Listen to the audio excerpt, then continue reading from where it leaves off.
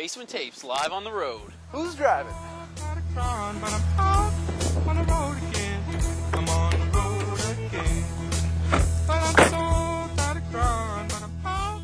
Welcome to the Basement Tapes. This week we're on the road. I'm Tammy Murray. I'm TJ Moburn. This week's lead stories are Student safety.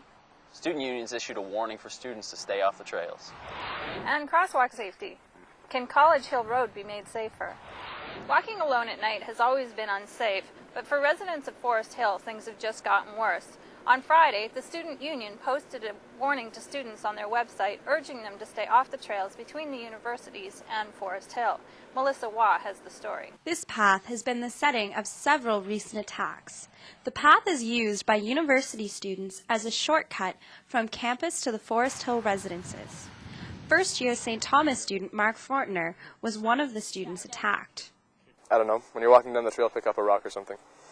The path cuts through a wooded area behind UNB's Aiken Center and then follows a major highway.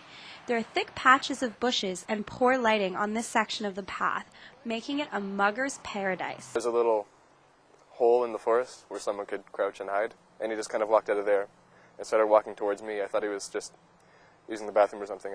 Mark still doesn't know who his attacker was or what happened to him. Another path on campus is commonly known as the Rape Trail. It runs between UNB and STU.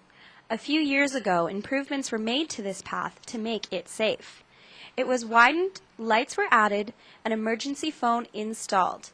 The phone is connected to UNB's security office. When the phone is taken off the hook, an alarm will sound and the security officer will respond. The path to Forest Hill doesn't have these features. The university is working with students to make the Forest Hill path safe. Ryan Sullivan, Director of Residence Life at St. Thomas, says some of the problems can be fixed with some common sense. I think everyone has a responsibility to themselves to be smart about where they're going and the position that they're putting themselves in. But students don't have to take the path. There is a free taxi service to and from campus on weeknights. Campus police will walk students home on weekends, and every STU student is given a bus pass. Since the outbreak of the recent attacks, STU administration and the STU Students Union have started working together on a plan to make the path safer at night. However, there is still a section of the path that is in dispute, and whether or not the province or the city owns it, and still remains unlit and unsafe. This is Melissa Waugh for STU Journalism. Thanks, Melissa. Student safety is always a pressing issue, but when their safety is put in jeopardy just by crossing the street, it becomes a bigger concern. Jane Erickson is on College Hill Road and has this special report. These apartment buildings are popular with STU and UNB students for their proximity to campus. But some say the proximity is not worth the risk. Built only a year ago, they've filled up with students who are quickly becoming concerned for their safety. There's a lot of traffic always, cars coming out of our parking lot and coming from the university and from the highway, so I think it's a crazy spot not to have a crosswalk for sure. I always feel like I'm going to get hit by a car and I'm like trying to scurry across. I find it really inconvenient because it's hard to cross the street when it's really busy and it's just really annoying. Stephanie Swain lives in the College Hill apartments. She has contacted City Hall about the fact that there's no crosswalk connecting the apartment buildings to the sidewalk on the adjacent side of the road. It's kind of a joke between my roommates and I that, I might have to push one of them out into the road to kind of, be like, I'm right here. I already sent you an email like over a month and a half ago. Andrew Lockhart is also concerned. He hopes to use his position as student senator at St. Thomas University to help get a crosswalk put in.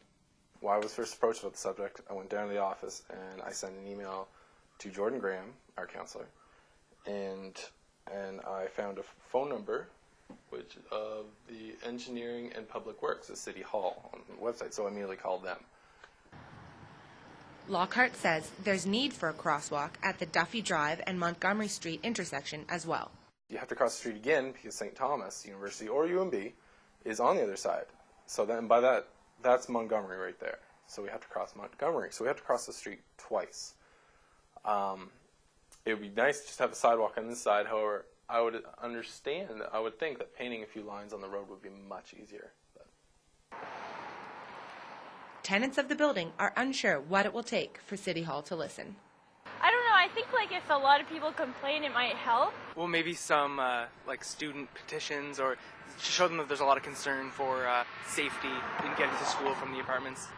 I'm not sure what it'll take. There'll probably have to be a lot of complaints, and a lot of times things aren't done until the worst possible thing happens. Somebody dies, probably, I would say. I don't think they're going to really pay much attention to it unless something serious happens. You know, like, we don't want to see any fatalities. Like, nah. There are plans to continue construction on College Hill Road. Another building, like this, is slotted to appear by this summer. But another building only means more traffic on this road. So for now, students and tenants will have to look both ways before they cross the street. For Stu Journalism, this is Jane Erickson on College Hill Road. In other news, hockey's Holy Grail made a special appearance at the Willie O'Ree Place in Fredericton this weekend. Chris Fox was there, and he has more. Willie O'Ree doesn't play second fiddle too often, but on Saturday morning, that's exactly what he did. In the arena that bears his name, O'Ree had his thunder stolen by the 32-pound silver trophy he brought with him. Greg Nash was one of hundreds of Fredericton residents that came out to catch a glimpse of the cup. He kissed it 3 times and called it a great experience. Yeah, what does it mean to you? I don't want to wash my hands. I'm not ready to kiss another woman or anything like that. It means a hell of a lot. This is what it's all about. O'Ree made the promise to bring the cup to Fredericton when the city's new North Side Arena was named after him last year. On top of hosting a public viewing for it Saturday morning, O'Ree also took it to several local schools, a charity dinner, and City Hall. He says he is happy to live up to his word. I'm really overwhelmed and very, very happy that I was able to come back and bring the Stanley Cup. When they dedicated the rink to me in January, and during my presentation I said yes, I says I'm definitely going to bring the Stanley Cup back and come back and do a couple of clinics, and it worked out. But I'm very pleased about being here, and it was the first time that I'd seen the building when I came in January, and I was overwhelmed. Making the trip with O'Ree was Mike Bolt. He is one of 3 keepers of the cup hired by the Hockey Hall of Fame, and he says there's just something about Lord Stanley's mug. I've met adults today, watched the game for 40, 50 years, and to see them come up for the first time and see the cup, I've seen grown men cry. If you remember Ray Bourque hoisting it, I've seen fans cry when they got exposed to it. So, I know what it means. I'm around it every day, and I still get a little chill and tingle every time I pull it out of the box and get to look at it. Busy weekend in Fredericton. O'Ree and the Cup are heading back on the road. As NHL's diversity officer, O'Ree makes a habit of traveling from town to town, conducting on-ice clinics, and spreading the game. He says he'll be back, though, next year. As I made the statement last night, it's going to be an annual event that I'm going to come back and do a clinic each year. For Stu Journalism, I'm Chris Fox.